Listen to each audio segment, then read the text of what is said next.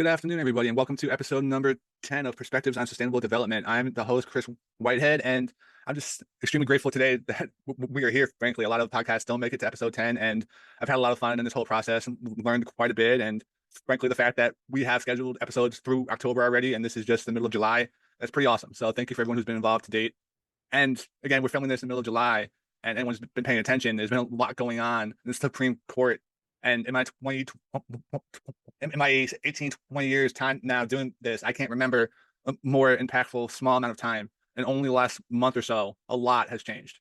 So I wanted to get two people on who can discuss what's going on and just try to boil things down for everybody.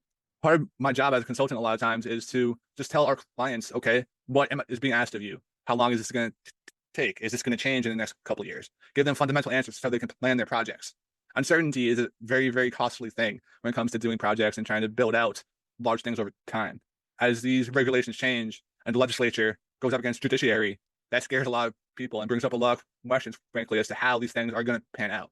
And especially for the topics of this podcast that we focus on all the time, environmental justice, climate change, sustainable development, decarbonization, on and on and on. How are all those things going to be affected by the Chevron doctrine coming down, good neighbor coming down? So many other things happen just in a small amount of time. A lot of people are just kind of scratching their head asking, okay, what's actually next and how's this going to look for us? Thankfully, again, I have two experts here today to tell you exactly what it's going to look like. And both of them are great about putting content out in small, digestible bites for people to understand. And funny thing, I feel kind of a little connection to both these people, not just because they work on a lot of the same types of topics or good folks, but I almost became an environmental lawyer. A lot of people don't actually know that, but so there's a lot of parallels between consulting and regulatory work and law. So we work together hand in hand quite often and obviously help each other and bounce things off each other. So actually with that, I think we're gonna do ladies first here. Tanya Nesbitt is partner at Thompson Hine. And Tanya, if you could come online and on camera, please. Hi, Chris. Thanks for having me. Not a problem, Tanya. It's funny. I'll cut this part out, but I didn't know if I should say the on camera part because we're not doing this on camera anyway. Right. And next we have Mike Showalter, partner with ArentFox Schiff in Chicago. Hey, Chris. Hey, Mike, how are you, man? Great to be here. Absolutely. Great to have you guys. I'm not a huge fan of doing big intros because I most often botch them. So if you guys can each just give me a quick overview as to your background and why exactly you decided to work on the topics you work on most, and the biggest one, why you work on environmental justice stuff as much as you do. And I guess Tanya first, maybe? Yeah, thanks, Chris. So for me, I actually came to environmental law accidentally by way of administrative law, which is one of the things we're going to be discussing today. But I actually did not take an environmental law course in law school, but I knew I wanted to do litigation, and I had a strong love for administrative law. And so a few years into my career, it was pointed out to me, obviously, that environmental law has a strong administrative component. And I took a leap of faith, as they say, and the rest is history. But for me, I work out of Thompson Hine's Atlanta and DC offices. And so a lot of my practice involves working with clients around the country in highly regulated industries, primarily dealing with federal statutory environmental issues, leading to either enforcement actions or some type of litigation component, whether it be a citizen suit, for example. So a lot of our work lately has involved questions under the Clean Water Act, right? We still have WOTUS still around, alive and well. There's still litigation sort of related to that, and a lot of regulatory ambiguity still as a result of the revised rulemakings this administration issued. I do a good share of Superfund litigation as well, defending companies in cost recovery actions. And then there's a part of my practice that also involves ESG and sustainability counsel and advice to companies that are instituting ESG programs and have concerns about great things like greenwashing, and want to look at those issues either from a regulatory perspective or a litigation perspective, sort of depending on how the company is doing business. And so I co-lead our greenwashing mitigation defense team and work on those issues as well. And there are many of them now, because there's obviously a lot of regulation forthcoming, some of which has been stayed, for example, the SEC rulemaking pending litigation, and a lot of uncertainty given things like Chevron, which we'll talk about later today. Absolutely. And thank you for all that, Tanya. And just quickly say that Tanya and I have been friends now for a couple of years, and just I've been always impressed by the number of things she's involved in and her ability to take leadership and thought leadership on each. So again, thank you, Tanya. And thanks, Chris. Absolutely, Mike. I also didn't take environmental law in law school, and I found myself in a space, but it's maybe a little bit less of an accident. So kind of as a starting point, I grew up in West Virginia in a small town kind of down the street from a culvert plant, and I'm the fifth generation of my family to have worked in a steel mill. So, my first job before going off to college in New York City, the last thing I did was, walk out of a galvanizing plant, and my dad picked me up and took me to the airport, and I threw him my keys. back through the metal detector and went off to college. After college, I stayed a year in New York, working in a white shoe law firm that did transactional environmental things, and I thought it was pretty cool. Went to law school. I went to work for a couple judges for a couple years thereafter, and then went to another big firm that had a lot of work for a big industrial company that had done a lot of M&A things. And a lot of that work happened to be industrial. So I had that work, and I did some lobbying and different things. And over time, I kind of migrated into the environmental space. So at this point, about 20 years in, I identify as an environmental lawyer. And a lot of my practice looks a lot like Tanya's. So some statutory federal environmental law. On Superfund, we probably sue people just as much as we defend people, which is a little bit unique for a big law firm. Some civil rights work. So in the civil rights space, I've been involved at a pretty significant level in voting rights, the foster care kind of institutional reform space, a lot of First Amendment immigration issues over time. For me, growing up in a small town, government always seemed so far away. And it seemed that people, and the average person, didn't have equal access to meet with government officials or see anything. And I remember the first time I saw the governor of West Virginia, my little part of my town had flooded. And we were cleaning up our house and scrubbing the floors and everything else. And the governor of West Virginia came to my town in a helicopter. And I had mud boots on and was dirty up to my knees. And he walked down the street and he said, "Son, you look pretty dirty. Were you just in a flood?" In that moment, I was 12. And I'm like, you might be a great elected official, but what you said was just profoundly out of touch. And kind of pulling that thread for a long time led me to want to work with the government at kind of all levels and kind of understand how policies can be appropriately tailored and thought through, but kind of more importantly, to help different people kind of all stripes tell their story and get relief from the government that they need. So, Chris, and thanks for having us on here. I've really enjoyed your podcast. I think you've done a great job of assembling guests, kind of not just in your own space, but kind of one step adjacent. And for all of us like Tanya and I that are one step adjacent to what you do, this has been a really cool endeavor to watch develop. I appreciate that, Mike. And I like the story you just told. And a big part of how I put these things together, and of course, why I named it what I did, is that I think there's immense value in hearing from different perspectives and different levels of experience and backgrounds on complex topics. And there's always some overlying thing that connects everyone we bring on. But most often, the experts I bring on don't know each other or have never worked together. And part of the potential value and power here, I think, is by doing these together and collaborating, there's a heck of a higher chance that positive things will happen after talking about these things together. And who knows, you guys can work together on something. Any one of us can, because we share this kind of thing and we work on these issues. But I guess on that, I also want to get started. I mentioned in the open that I've been doing this for almost 20 years, regulatory consulting, compliance stuff, mostly air-based. I really found my legs when I started getting into environmental justice work and risk analysis. A lot of that stuff is taking off a lot the last 3 to 5 years, driven by a number of things, but one of them being state programs. I get people asking me quite a bit, can things on the federal level affect a state program? Just hypothetically, if the Supreme Court made a certain ruling on environmental justice, could it come down and affect Jersey environmental justice law? I think it could. It's hard to say. I mean, answering questions like this in the abstract is tough. The way the federal environmental laws generally are structured are that the statutes are established kind of at the federal level, and the big picture standards are often established at the federal level. And under most statutes in most states for most programs, the state is often in the lead at implementing those programs. Yeah. So that's a thing. And we've seen in the federal level, and we'll talk about this as the process goes on, Congress has not aggressively modified any of the federal statutes for a long time. In 2016-ish, they modified TSCA, which is the Toxic Substance Control Act, which deals with products or chemicals or things like that. But other than that, a lot of the environmental statutes, in major part, they're not entirely, there've been different modifications to them, most of them more than 20 years ago, they look a lot like the statutes which were passed around the time all of us were born. And what we're seeing now at the state level, and we've got red states and blue states and people off in different camps, but we're seeing states react in different ways to real desires in their states to either chart a different course or to provide more protections to either communities or related to climate or mitigate climate risk or resilience or on an energy transition. And we're seeing state efforts move in different directions.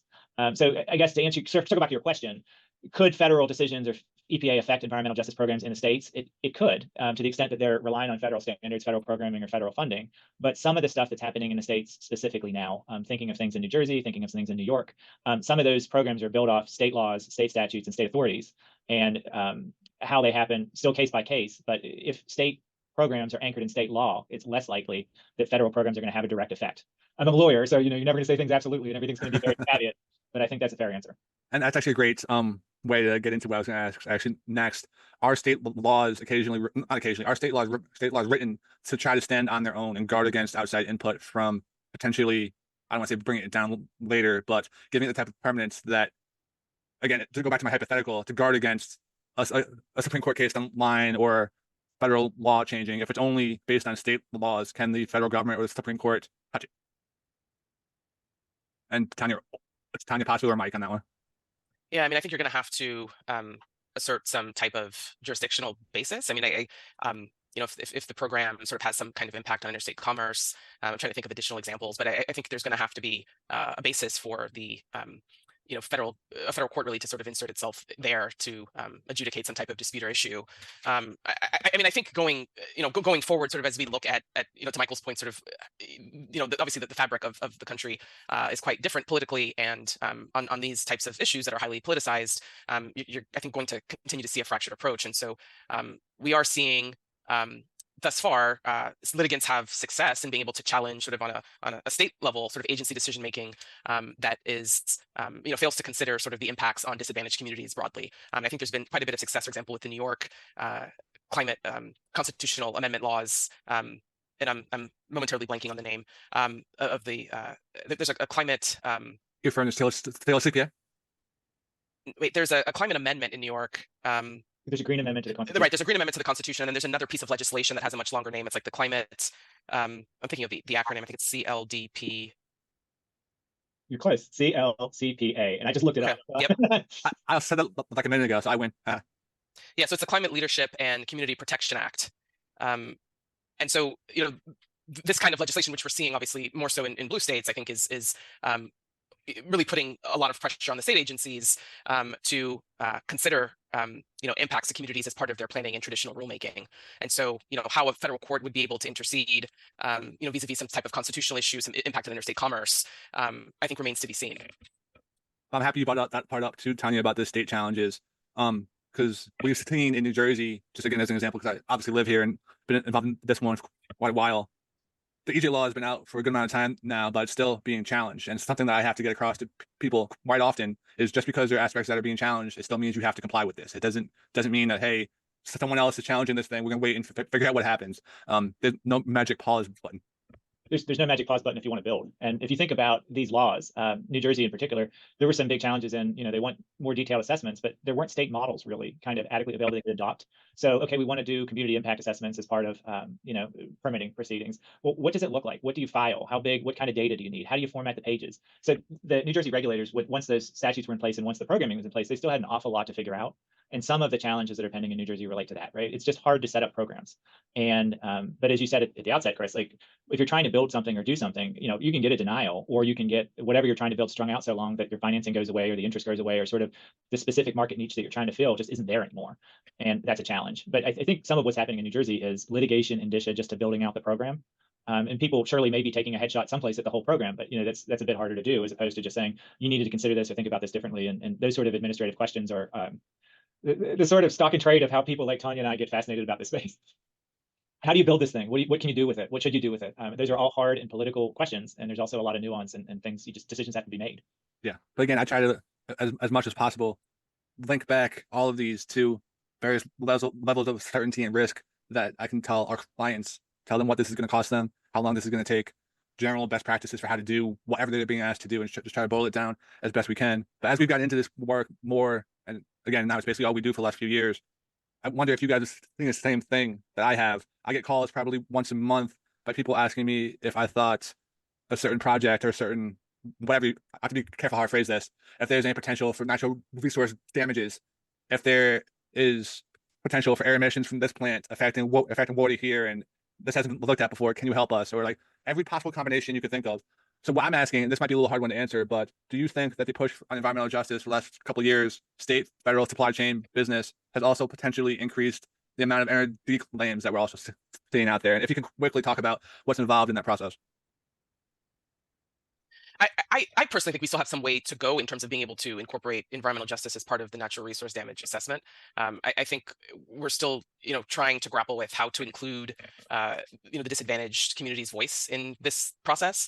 I think that this administration has really tried to focus on ways to broaden participation just in the federal regulatory process.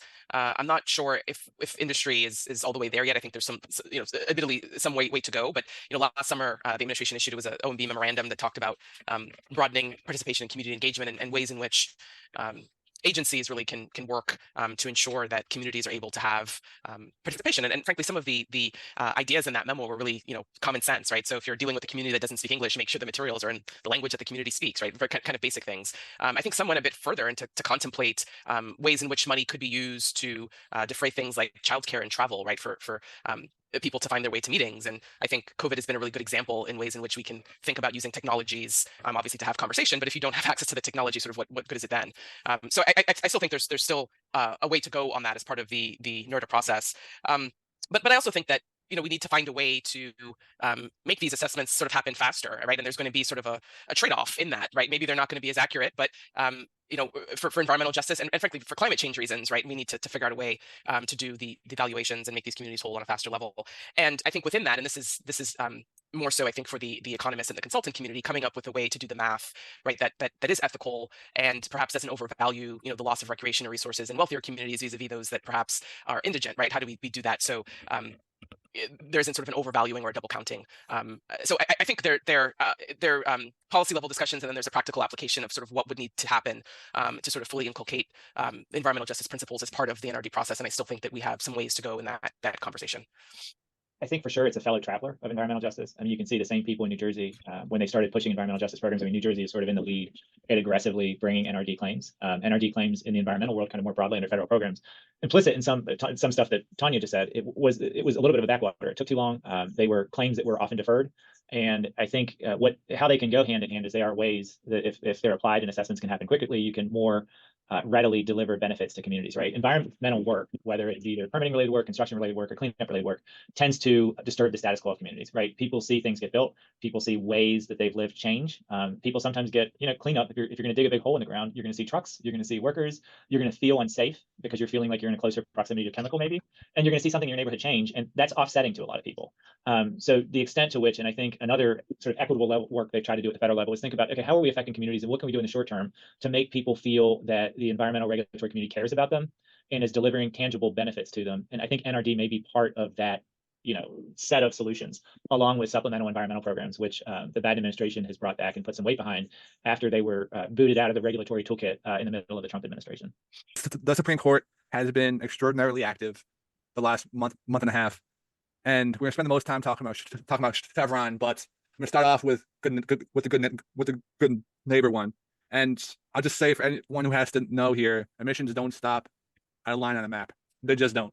And there's a certain foolishness there, but I'm boiling this down drastically. I don't want to get in trouble, so I'm gonna rate myself in a little bit there. But Mike, I know this is one you've looked at as well, right? I've looked at it. So the good neighbor case that we had this term before the Supreme Court was styled in the court's decision as Ohio versus EPA. And Ohio versus EPA talks about the good neighbor provision, and we'll talk about that. But in the context of the court's decision this year, it wasn't actually about the merits of the good neighbor provision. It was about whether the case should be stayed as it proceeded below. So kind of as a matter of substance, in 2015, EPA revised air quality standards for ozone, triggering what's called a SIP call, under which states are required to submit new Clean Air Act implementation plans.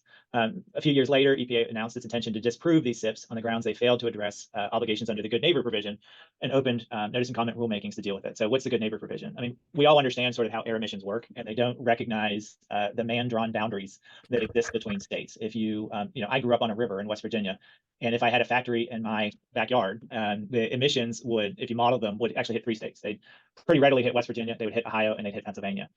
Things go out, things spread, things diffuse. The good neighbor provisions sort of implicit that states have an obligation to each other to control emissions to some degree within their borders. It's a little bit more technical than that. So as part of this FIPs and SIPs are also pretty arcane and getting into kind of Clean Air Act practice, but states are sort of the primary movers under the Clean Air Act. And in the first instance, they produce these things called SIPs, which are state implementation plans, to deal with a problem that's either identified in the Clean Air Act statute or something like sort of a programmatic issue that's been identified by EPA. And EPA looks at them, evaluates them under various criteria, and either approves them or disapproves them. If states don't meet sort of deadlines, you may end up, or if EPA identifies a huge problem, you get this thing called a FIP. So under the Ohio versus EPA case, we had a FIP that was dealing with about 20 of these states. And some of these states didn't think they should have a FIP, so they litigated about it. Some states had submitted SIPs, which weren't approved, and they were litigating about that. So there's all kinds of litigation going on. And leading up to this case, which is called Ohio versus EPA, it's actually one of 2 interesting Ohio versus EPA cases right now.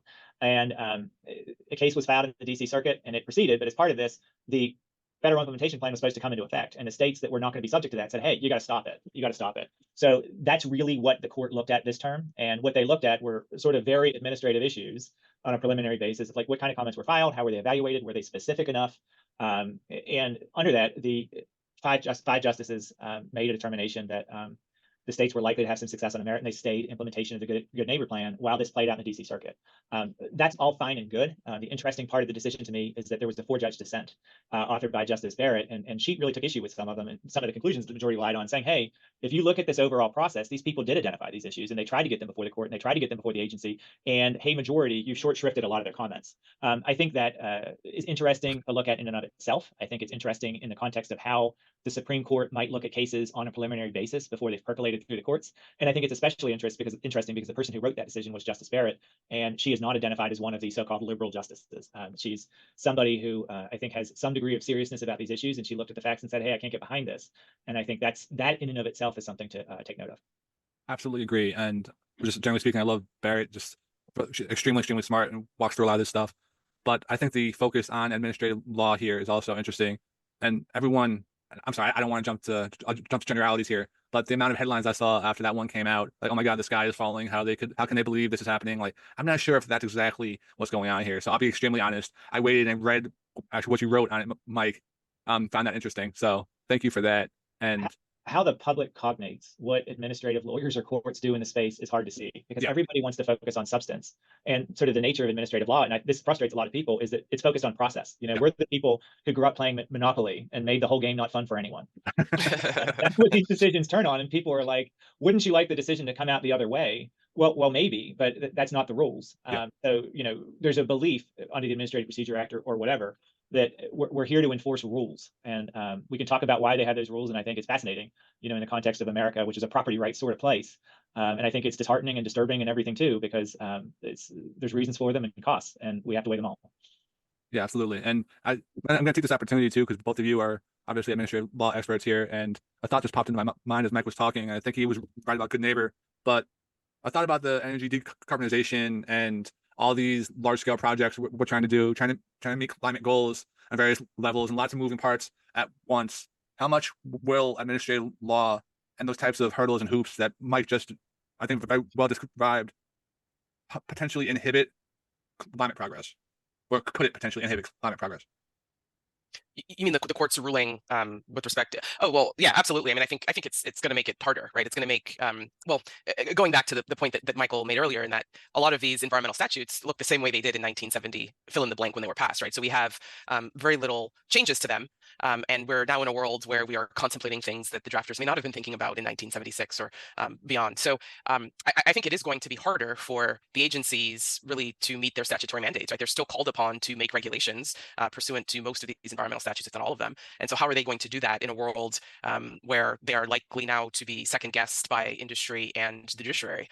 It is going to make the executive's job, I think, that much harder, and also harder to do that in a country that is fractured on this issue, right? So are we going to get circuit splits now on key statutory definitions, for example? I don't know. We're going to have to wait and see. But I think a lot of this, though, has been in progress for quite some time. And in many ways, I mean, I jokingly said to Michael after Lover v. Bright was issued, I said, this is the line to the Ariana Grande song, right? They just said it with their chest, right? We've those of us who've been working in this space have known for quite some time that the court would not rely upon Chevron deference and would likely overturn that. And so I think now they've just, been more explicit in their communication with some of these principles.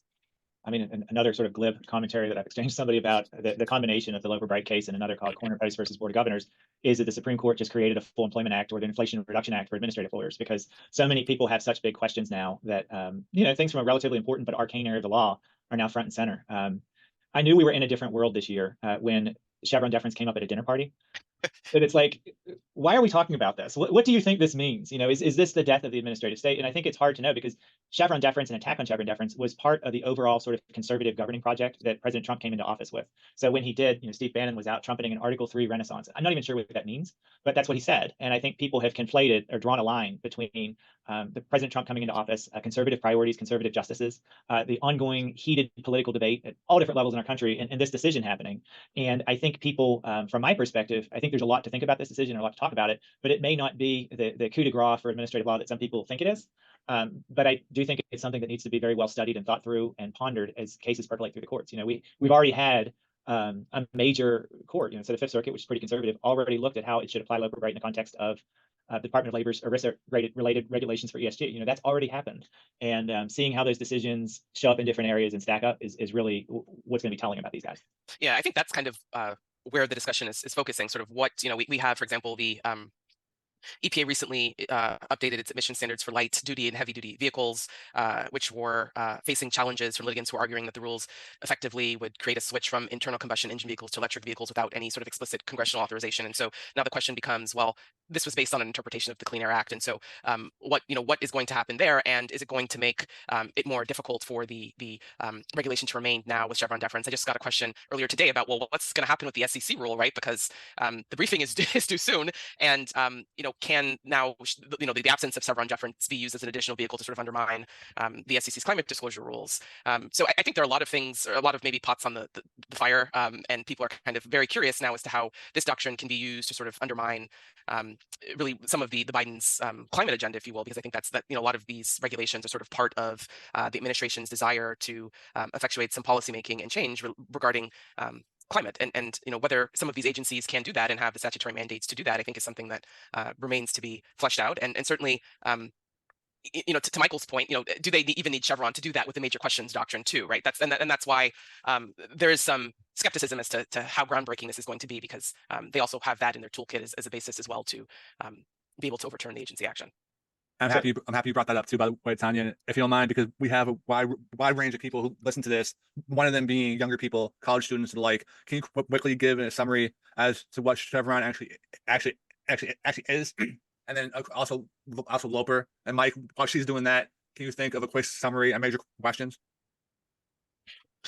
Okay, well, I guess according to Justice Roberts writing for the court, I guess the step 0 with Chevron would be to determine whether Congress has made some express delegation to the agency in the specific area in which it is promulgating a notice and comment rulemaking or regulation, and making sure that whatever has been issued sort of meets the confines of that delegation. Then at the first step, a court would then look essentially to determine whether the statute at issue is silent or ambiguous with respect to the issue. And then the second step, really, which is what we've in parlance referred to as Chevron deference, is where a court would say, well, is the agency's interpretation of the statute essentially a permissible or reasonable construction such that deference should be applied? And so in the Loper case, and I laugh at this because, to Michael's point, the administrative law crew in environmental law, often got tagged with the nerd label, and it's just so funny that nerds, we're heroes. We're heroes. now everybody loves us, right? But the statute at issue was actually a statute I worked on when I worked for the Justice Department. So in Loper v. Bright and the Relentless cases, a group of fishermen essentially challenged a National Marine Fisheries Service rule that allowed the New England Fishery Management Council to require payment for observers to monitor whether a fishery was adhering to the council's fishery management plan. And so in those two cases, they went up on appeal because the fishermen essentially were arguing that the act did not give NIMS, the agency, did not authorize them to compel payment essentially for the observers required by the fishery management plan. And so those two cases went up on appeal in the DC circuit and also in the first. And in each, the fishermen's challenges were rejected on account of Chevron deference, and then it landed in the Supreme Court. And so the Supreme Court granted cert basically on this limited question of whether Chevron deference should be overruled. Again, not a surprising outcome, and Justice Roberts writing for the court mentions that the court really had not applied Chevron deference in a case since 2016. I think that the court's basis for its decision really gels on its belief that Chevron, in essence, was wrongly decided because it doesn't sort of meet the requirements of the APA, which Justice Roberts cites many times to Section 706 of the APA, which directs that to the extent necessary to decision and when presented, the reviewing court shall decide all relevant questions of law, interpret constitutional and statutory provisions, and determine the meaning or applicability of the terms of an agency action. There's lots of discussion in the decision about what was happening sort of during the New Deal era when this was kind of the birth really of the federal regulatory agency as we kind of understand it today. And so looking at decision making at that time, sort of were agency decisions being given deference or not, and the court finds that they were not. And then obviously this sort of wrestle with the separations of powers issues, and the court ultimately finding that the framers really intended the court to decide the tough statutory questions. I think what is still to be teased out, and I think will be litigated in the future, are the court's references to the use of an interpretive toolkit in getting sort of the best interpretation of a statute. What that means or what the roadmap is to get there, I think the court sort of left the door open on that question. And so in the future, if a court does not sort of consider information perhaps that was before an agency, how are we going to sort of weigh and assess how to reach the best interpretation of a statute that is admittedly silent or ambiguous on the question? I think is going to be something that is going to cause probably quite a bit of litigation. But I think generally the decision really is an invitation for industry to challenge agency rulemaking and adjudication. And I think for decisions that may have been sort of on the line, we see this decision sort of push it over in the other direction, where agency no longer will be provided deference. Although the court does leave sort of open the idea that if Congress has made an express delegation, then certainly we will defer to an agency's sort of technical interpretations. But if it's ambiguous, there's going to be nothing that gives them sort of an extra leg up. And so, the playing field for those who want to challenge an agency decision making is more level. And I think, administrations obviously now need to promulgate rulemakings with this in mind, right? How do you sort of create regulation that can endure and survive litigation challenges? And I think we saw perhaps early in the administration a lot of perhaps criticism with maybe perhaps the length of time in the deliberation the administration was taking about issuing regulation that could endure litigation challenge. And we see that these were the reasons why, right? I think they kind of understood maybe in a way that the public didn't, where the court was intending to go with a lot of these issues. And I'm referring really to a lot of the environmental justice sort of regulation and guidance. Like there was a lot of, I think, pushback as to why, for example, race was not a consideration with a lot of some of the early screening tools, et cetera. And I think this was one of the reasons why the administration was being very deliberate. That is really interesting. And I'm happy you brought up the point about expertise within the agencies, because it's the first thing I thought of, to be honest. And almost seems counterintuitive to me that you wouldn't put more weight on a certain topic for people who are just specializing in nothing but that topic, have the technical expertise, know this thing inside and out. Instead, pull it back to a judge and say, okay, you decided something you might not know that much about. Didn't quite fully understand that. But then the point you said about ambiguous versus more clean cut. Okay. Is there anything I'm missing here, Mike? Guess I'd say. So I think I can unpack it a couple of different ways. Okay. But can I shift it back to the first, what's the major questions doctrine? And I promise I'll loop right back to a great point I want to build off Tanya's. Absolutely. So major questions doctrine has existed for a long time in some form, but the magic words major questions doctrine really didn't appear. If we look back to, I think, 1996, there was a case called FDA versus Brown and Williamson, which dealt with the question of whether the FDA could regulate cigarettes. And in that case, the court said no, because the statutes existed for a long time. And we all knew about cigarettes at the time. And if Congress wanted the FDA to regulate cigarettes, it darn would have. And the big principle there is we're not going to hide a whale in a molehill. If Congress wants us to do something, it's going to give the authority for an agency to do it, and then the agency is in relatively close proximity going to exercise that authority and build out this regime. That strand kind of continues, and you can see it. It passes through different cases.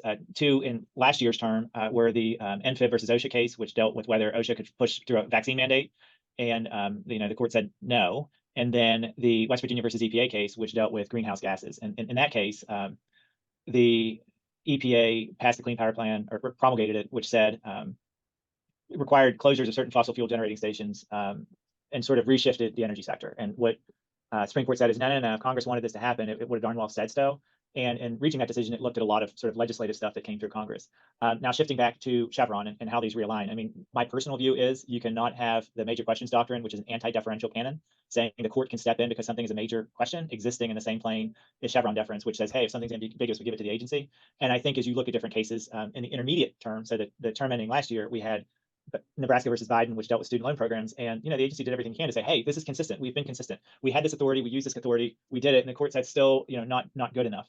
So now talking about Loper Bright, it is interesting that the court said, so, hey, if Congress just passed a statute and you have a contemporaneous agency action kind of trying to figure out what that statute means, we'll give some respect to that. We'll pay attention to it. So they don't seem to be completely cutting off the agencies. There's another quip in this year's Loper Bright decision that talks about the role of amicus briefs in teaching courts about science. And for those of you who are not fond of amicus briefs, we had one in a case this year where there were 100 amicus briefs providing the court guidance on various and sundry issues, some important, some unimportant. And Justice Roberts assumes in Loper Bright that some of these may help the court give some technical guidance. I think in some cases it may be able to help the court flesh some issues out, but I don't think it's ever going to fully substitute for a build-up administrative record, which still will be considered as part of a proceeding. I think that for two reasons. One, because the agency still has a lot going for it in how it assembles facts and considers issues, and it builds sort of its case for an interpretation of a regulation around the statutory language and what it knows. And then beyond that, I think in a lot of smaller cases, you're not going to have Amici waiting in lower courts or appellate courts to help flesh it out. So if you're the only game in town, you're still going to get a little bit more credit than maybe you would be due. And whether you call that Chevron deference or call it something else, if the agency has the expertise to weigh in and there's nobody to respond to you, you're going to get maybe a different standard in lower courts or courts of appeals than you had in the Supreme Court. And functionally, if you look at the times Chevron was cited in the past 10 years, that's what was happening anyway. We were seeing lower courts use Chevron deference as sort of a sorting rule, but then the Supreme Court, these 9 glorious historian, wizard, scientists in robes would feel free to look at a different way when it got to them. And to Michael's point, I mean, I think certainly the court seems to leave intact sort of what we refer to as Skidmore deference, which is typically applied to non-binding agency interpretations of its statutory mandate. But I think what's interesting is that the opinion does talk about one of the reasons that Chevron is unworkable, as the court says, is the fact that there is a lot of inconsistency, particularly between administrations and how the agency may be interpreting the exact same thing. And so now the court is saying, if you're more consistent, we're more willing to listen.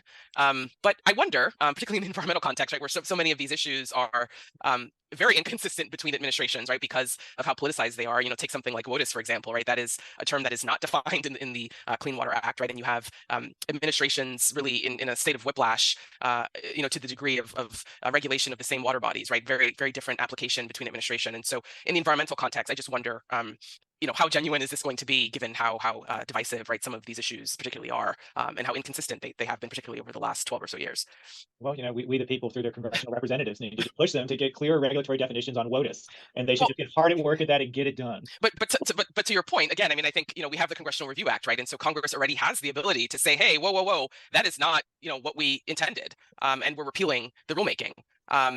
And so, this idea that Congress did not possess that power, which I think is somewhat implicit in the decision, also I found interesting. But we also are dealing with a Congress that is, that has a very difficult time legislating as well, right? So, I mean, there are all of these very interesting layers that I think have created sort of the outcome that we have here. And it's, I think, going to be very fascinating to see the application going forward, particularly in the environmental context. But even acknowledging that it's obviously going to have implications well beyond that.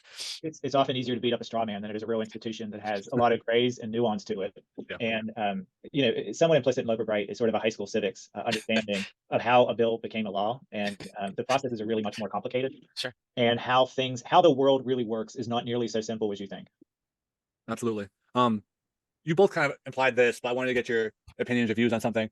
As soon as Loper wasn't announced very recently, basically I read across the board, oh, this is a judicial power grab, again, paraphrasing, but does it pull more power to the judiciary? Again, back to administrative law, I suppose, but how big of a deal is this, and what other implications do you guys see going forward?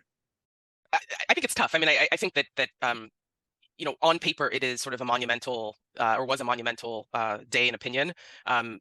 But in practice, I think much of this had been happening already, so it is not anything really new. But I think that it is going to be interesting from the sort of stare decisis aspect, sort of what precedent from Chevron can remain. And I think there is some tension in the justice's decision, and also vis-a-vis the Corner Post case, which was just sort of, I think, 3 days after Loper was decided, because presumably now we have in many ways sort of an expanded statute of limitations period for litigants to now bring challenges to rulemakings from the time of injury. So what this all means, I think one, we don't have the answer, but I think it's possible that we could revisit some prior precedent that was decided under Chevron, with the right factual scenarios that could have potentially significant consequences for the environmental law, but also the ability to create policy going forward to address issues like climate change, environmental justice. I mean, a lot of the things that the administration was currently trying to do seem like it's going to have a much harder time doing so in the future. I mean, it's a real riddle, isn't it? That how do we create policies to address new things when the branch that's most directly tied to creating those policies, which is Congress, sometimes abdicates those responsibilities. I think the IRA, so the Inflation Reduction Act, was a little bit of a lightning bolt from the sky, and that they used spending power and reconciliation bills, which didn't have filibuster hurdles, to get an awful lot of done fast. And the Biden administration, I think, has, in both negotiating that and trying to implement that, trying to get a lot of things done fast because they feel like it needs to happen. But a lot of the other priorities, when you deal with a very nuanced question with what this regulatory regime would look like with the most ambitious bets, what does a cumulative impact look like under the Clean Air Act? How should that be assessed? How do we deal with it? All of that is so new and so novel and somewhat unmoored, not totally unmoored, but somewhat unmoored from the statutory regime, that everybody needs to be cooperating together. And it's a tough question, right? Because when you have an institution or part of an institution that is so polarized and the debates are so removed, I mean, can we just assume away? Can we assume that Congress is really going to work at doing things we know that it's not, or we think it's unlikely it's going to happen? You could have stopped. Are they going to work? Yeah, I actually thought he was going too quick. It's the formalism of some of these decisions, meaning how we view these people should do. It's just not how policy works. And I think it has been really interesting to see some of the cases and some of the decisions that are coming out of states, where they have either cooperation among three branches. I think Hawaii's been really interesting in how they've advanced climate legislation, or even states like Montana has been super cool to watch, because the same provisions that they're talking about, sort of a right, the public trust doctrine is embodied in the state constitution. So the ability that the government has to preserve the environment, which is featured in the movie Yellowstone, gave some rise to climate related process litigation filed by groups of kids. And I think when that litigation was filed, some pretty crafty lawyers saw a hook, and they saw that they could use this to advocate for change. But I cannot believe that they ever thought that they actually could get a court to grant them change. And the Montana Supreme Court is still struggling with that case, because there was a textual hook, there was an advocacy community pushing for change, and they used the hooks that the government gave them to do something. But what do you do at the federal level? Other than using enforcement discretion and table setting, building offices and processes and making people responsible for particular jobs and trying to increase the ability for people to influence the government. And I think all of those efforts have been laudable by the Biden administration. But how do you deal with the overall big problems without running into a roadblock when they're like, well, but you didn't check the boxes the right way, is going to be a fascinating problem to watch. Absolutely. And we're starting to come up on time a little bit here. I have one more big question I want to get to. A lot of what we just talked about, in my mind, the first thing that comes up is uncertainty. We don't know how a lot of this is going to play out. So what, of course, generally speaking, can you tell your clients when they're trying to find certainty here, when they're trying to say, okay, what's this going to mean for my site? What's it going to mean for my project? Is this an opportunity to challenge something that was giving us trouble before? What advice can you give when there's still so many questions out there? I think it depends, right? There's a cost for certainty. And I think people with unlimited budgets are going to look for certainty or hedge risks in different ways. I suspect that there are parties out there that are doing a very nuanced kind of assessment of their regulatory footprint, environmental or not, looking at corner posts, looking at the statutes which are involved, and figuring out either if they need to do additional work, and it could be all kinds of additional work, but those are people with unlimited budgets. I mean, and if you think about, okay, shift to the other level, you're just a person, and you live in a rural area, and you want to build a house, and it's on something that looks a little bit like an ephemeral stream, and you're worried about WOTUS. It's a different kind of certainty. But then shift it to a different thing, and you live kind of on the northeast shore of Nantucket, and your land is eroding. My gosh, you might want an even different kind of certainty, and maybe there's nothing you can do. But all of these questions involve money and access and skill, and they're difficult. They're difficult, and they're hard to process and hard to fathom, and all super important. So there's not always great answers. Yeah, I definitely agree with Michael on that. I mean, I think it's really, I mean, to use, I guess, an SEC word, but it really is just about materiality of risk, right? I mean, not, aside from those who sort of have the unlimited budgets and funds and time and space to contend with risk, those companies that have to pick and choose sort of which risk they will contend with will continue to have to do so in an uncertain, uneven sort of regulatory landscape. And so if you are doing business in California, there are particular regulatory risks associated with a number of bills there related to climate disclosure that you're going to have to contend with. If climate impacts, weather-related impacts or risks to your business, that is something that you're going to have to focus on regardless of whether you are in a blue, red state or who is president of the country. And so I think we certainly encourage clients to sort of think about this through that lens, because you cannot contend with each and every risk, and not every risk is necessarily material to your business or your livelihood. And so you're going to have to be deliberate about which ones you intend to tackle. I think that's a very good point, Tanya. And with that, because we're coming up on time, I'm going to ask my last question, ask it every episode. Do you have any advice for anyone listening today who wants to learn more about these topics, and any types of summaries or sources that are easily digestible for people who might not have law backgrounds? And then as the second part to that question, do you potentially have any advice for the young person who might want to get into administrative law for what their career or the first couple of years might look like? I know that's a hard one there. Well, for me, I'll do the shameless plug that Michael and I are often and writing commentary on lots of these issues. And so you can certainly check out our scholarship. There's also an organization known as Environmental Law Institute that has subject matter experts that write on many of these monumental sort of high watermark environmental issues. And they also do boot camps. And so for someone who is not familiar with a particular statute, for example, if you've never handled CERCLA or Clean Water Act, they kind of have a 101 boot camp where you can learn and have sort of an introductory workshop on each of these different statutory areas, which I think is really good. For people who are interested in administrative law, I mean, I think my best advice really is to consider sort of going to the factory to see how the sausage is made. And so, working for local, state, federal government really gives you sort of a front row seat into how agency decision making is made, which is really sort of the lifeblood of this work, right? Where would we be without the regulatory state? We wouldn't be having this conversation. And so that really gives you, I think, a front row seat into rulemaking, how rules are written, how they are defended, how they're challenged. You kind of get to see sort of both sides of the debate from that perspective, and understand sort of the administrative state and how it regulates, and hopefully how it will survive in some form post Chevron deference. The ELI is an amazing resource. For people who wanted to get into this space, I kind of suggest two things. First of all, assuming that you're a lawyer, you've got to find good people to work with who support you and who want to support your growth and want to try, and who are comfortable that you're not just a widget, but you're a person with real human desires and goals that might diverge in some ways from their business interests, and that's part of it.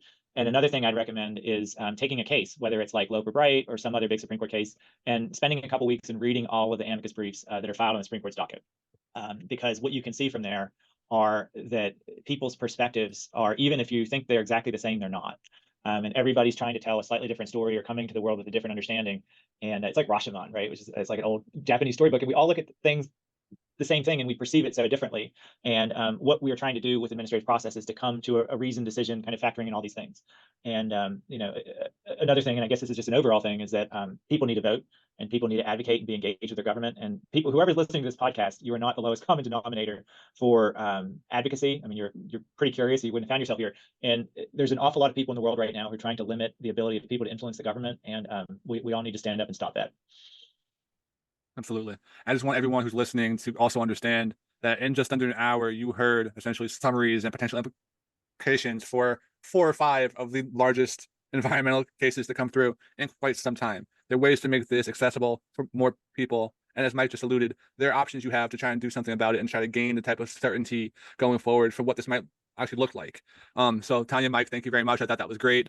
And for everyone listening, please follow the podcast on all major platforms and tune in next time too for episode 11. We have Rob Weinstock from Northwestern University, and Naomi Davis from Black is Green in Chicago, talking about environmental justice in Chicago. Because if you don't know, this thing is monolithic. There are issues in some places that are not issues in others.